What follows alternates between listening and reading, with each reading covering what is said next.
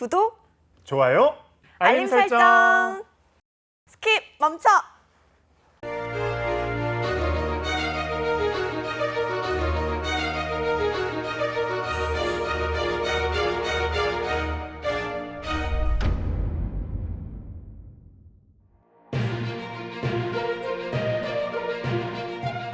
원단과 원단을 이어주는 능숙한 손놀림. 마치 악의 피부같이 부드러운 원단이 장인의 바느질을 거쳐 하나의 예술 작품으로 탄생합니다. 보기만 해도 황홀한 고운 우리옷 한복. 50여 년의 시간 동안 한복을 만들어 온 정인순 한복 명장의 이야기가 지금 시작됩니다.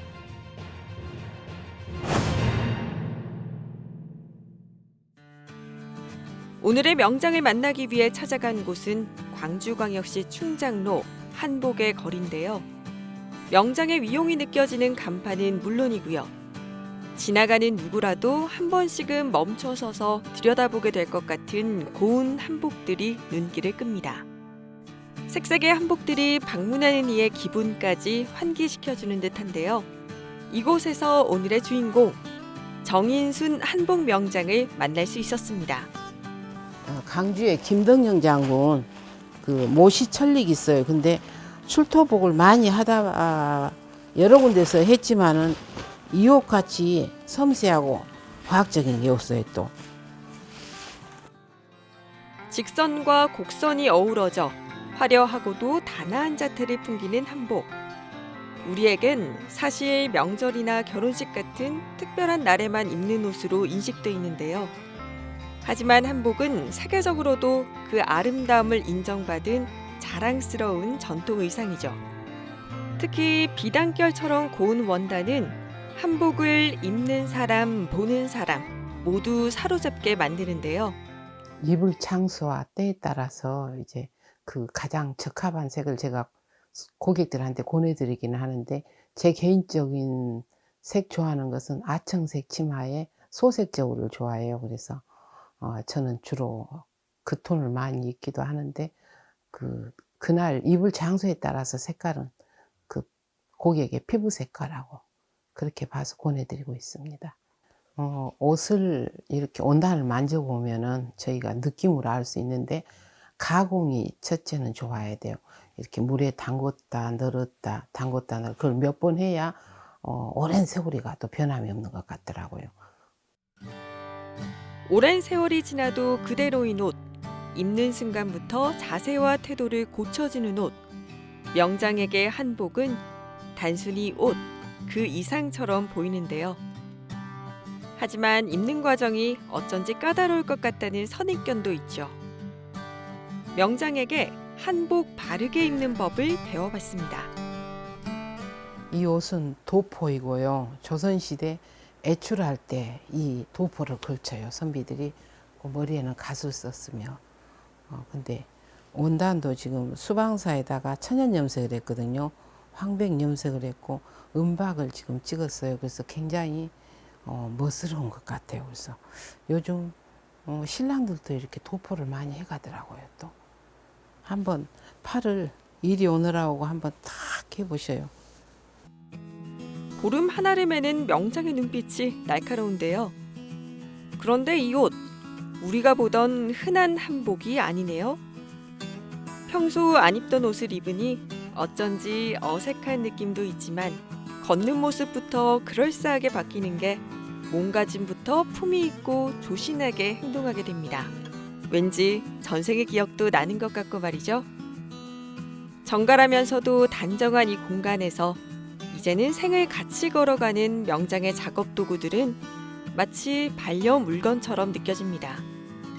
오래 함께해온 도구들로 당신의 손끝에서 탄생하는 한복을 입게 될 옷의 주인을 생각하며 정성을 담는데요.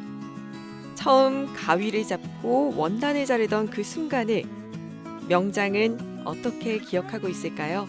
제가 처음 옷을 시작한 지는 고객 옷 아니고 집에서요.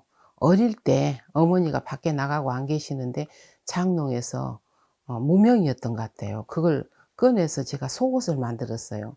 9살 때 손바느질로 해서 그래서 굉장히 어머니가 저 밖에서 집에 오셔 가지고 칭찬을 해 주셨던 거 기억이 나요. 그래서 어깨가 으쓱했던 기억이 있고 제가 이걸 시작했을 때 고객이 너무나 많은 고객을 상대해 놔서 기억은 잘 안 나는데 어떤 전도사님 옷을 제가 어린 나이에 20살 정도에 해 드렸던 것 같아요. 근데 그 옷이 굉장히 바느질이 기대 이상으로 잘 나왔다고 그 뒤부터 일거리가 제게 주어졌던 것 같아요. 동네에 손재주 좋은 소녀였던 명장이 본격적으로 한복업에 뛰어든 것은 19이 되던 해였습니다. 밥벌이를 위한 단순한 선택이었는데요. 이후 명장은 이곳 광주로 와서 연습생 생활을 시작했습니다. 그 솜씨가 어디 갈까요? 남다른 부지런함과 빠른 손놀림, 근면 성실함에 그를 찾는 단골도 많아졌는데요. 한복의 거리로 유명한 충장로 일대에서 정향을 찾는 손님들은 늘어만 갔습니다. 특히 당시 유행이었던 벨벳 원단의 한복 짓는 솜씨가 일품으로 소문이 났죠. 비로드 한복이 그때 70년도 그 정도에 굉장히 유행했어요. 좀 여유가 있는 집 마나님들이라면 한두 벌 정도 가지고 계실 정도로 그때 독일에서 일하셨던 강부들이 또 가지고 오시기도 했고 수입도 됐겠죠. 근데 그 원단이 비로드 원단은 털이 길어요. 그래 가지고 바느질 미싱질하기가 굉장히 힘들어요. 그래서 옷이 잘못되면은 다시 어떻게 고칠 수가 없어요. 그래서 이 부분을 어떻게 해서 쉽고 편하게 옷을 할 수 있을까 하고 제가 연구를 했더니 간단한 원리예요. 겉에서 박은 다음에 안에서 정확하게 박아주면 되더라고요. 그래서 밀리지를 않아요. 그래서 제가 그 비로드 한복을 해놓고 샘플을 해서 가게다 제가 그때는 기술자로 근무할 때죠. 광주에서 가장 큰 집에서 그때 그 옷을 보고 고객들한테 비로드는 대흥주단의 정량한테 가서 해라 할 정도로 인기가 좋았어요. 그때는. 유명세 타긴 했지만 처음부터 한복과 평생을 하겠다는 거창한 다짐이나 한복으로 어떤 위치에 올라서겠다는 열정이 있던 건 아니었습니다. 그저 어릴 때부터 친숙한 한복에 마음이 기울었고 한복을 짓고 만지다 보니 어느새 능숙해졌고 그렇게 연륜과 실력이 쌓였던 거죠. 특히 정인순 명장이 한복 분야 저명한 인물이 되기까지의 원천은 따로 있는데요. 바로 공부입니다. 제가 93년도에 우리나라의 유물복원의 최고 권위자이신 고 석주선 박사님한테 이렇게 교육을 받으러 갔어요. 우리원 연구회라고 해서 전국에서 디자이너들이 이렇게 7, 8명이 모여서 교육을 받았는데 그때 처음으로 출토 유물을 본 거예요. 근데 그 누비라든가 보니까 미싱으로도 따라갈 수 없을 정도로 섬세해요. 그래서 그때 큰 충격을 받았어요. 처음으로. 그래서 아니 이거 나도 한번 해봐야 되겠다. 그때부터 시작을 했던 것 같은데 그 유물을 보면서 너무 뭐랄까 경이로운 거예요. 지혜롭고 우리 현대에서도 그 지혜로움을 과학적인 그런 지혜로움이 있어요. 옷을 보니까 하나하나. 그래서 그때부터 빠지게 됐어요. 출토유물을. 그래서 지금도 계속 어디서 유물이 나왔다 하면은 공부를 해요. 그래서 지금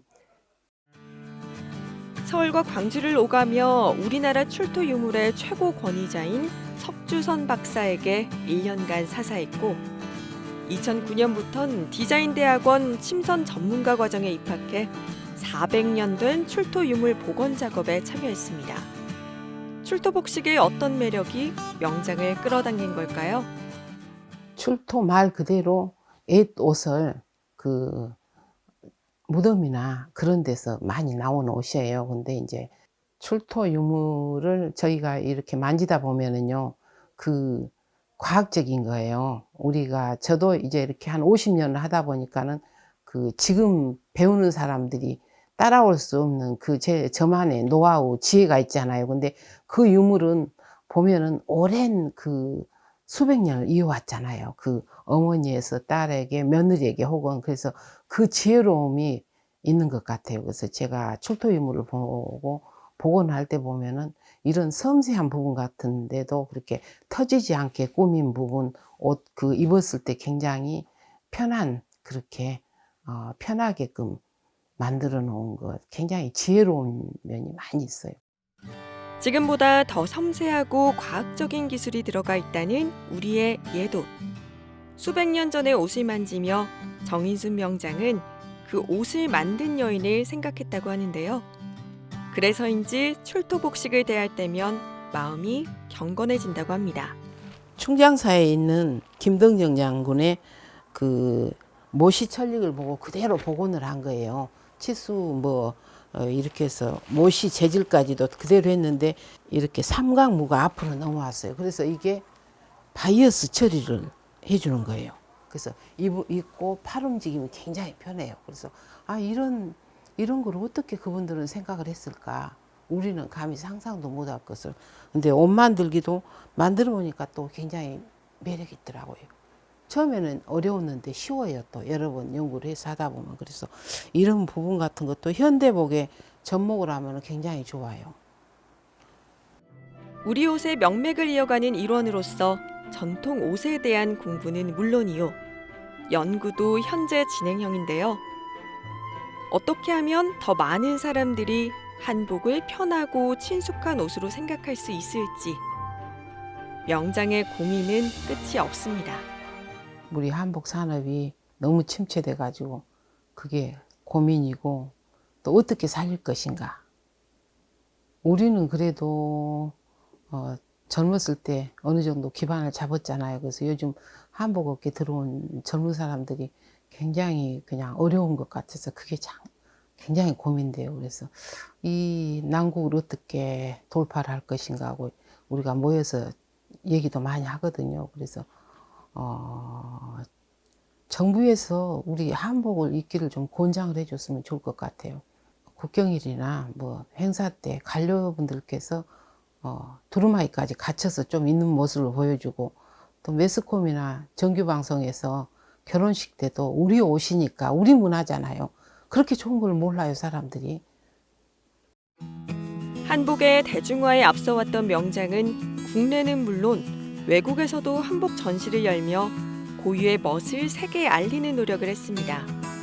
아름다우면서도 입기 편한 옷을 만들기 위한 노력도 이어졌죠. 애정과 열정으로 차곡차곡 쌓아올린 시간에 대한 보상일까요? 한국 섬유 패션 대상과 대한민국 산업현장 교수, 우수 숙련 기술자를 거쳐 지난 2019년 한복 분야 대한민국 명장으로 선정되는 영광을 안았습니다. 명장에 선정된 순간 어떤 기분이 들었을까요? 하늘을 날 듯이 즐거웠죠. 단 2번에 됐으니까 사람들이 깜짝 놀래요. 제가 명장 냈을 때 6명밖에 안 뽑았거든요. 그래서 이제 올해는 적게 뽑는다는 소리가 들어갔나 그래서 아마 저는 안 될 거다 그렇게 생각을 하는 것 같았어요. 근데 제가 되니까 굉장히 모든 게 감사하죠. 명장에 오시잖아요. 그 이전에도 물론 신경을 써야 되지만은 그래서 남들한테 뭐든지 본이 되는 또 삶을 살아야 되잖아요. 그래서 그 책임감이 좀 큰 것 같아요. 그래서 그 자리만큼 무게가 있는 것 같아요. 명장이 됐다고 해서 특별히 달라진 건 없습니다. 고객을 위한 한복을 짓고 공예 작품을 만들며 공방을 가꾸는 일상은 여전한데요. 다만 아쉬운 부분이 있습니다. 한복을 입는 사람도 한복을 짓는 사람도 그 수요가 점점 줄어들고 있다는 사실인데요. 요즘은 거의 현상 유지하기가 힘들 거예요. 저희 같은 경우는 이제 쭉 해오다 보니 그대로 하지만은 요즘 월세주고 한 사람들은 굉장히 어려울 거예요. 그래서 일상복으로서 시대가 변했잖아요. 그래서 이제 우리 전통 한복은 예복으로 입지만은 일상복으로서 손색이 없는 요즘 한류 하잖아요. 그래서 일상복으로서 해외에도 이렇게 수출할 수 있을 정도로 조금 그런 기술적인 노력을 좀 많이 해야 될 것 같아요. 우리 전문가들은.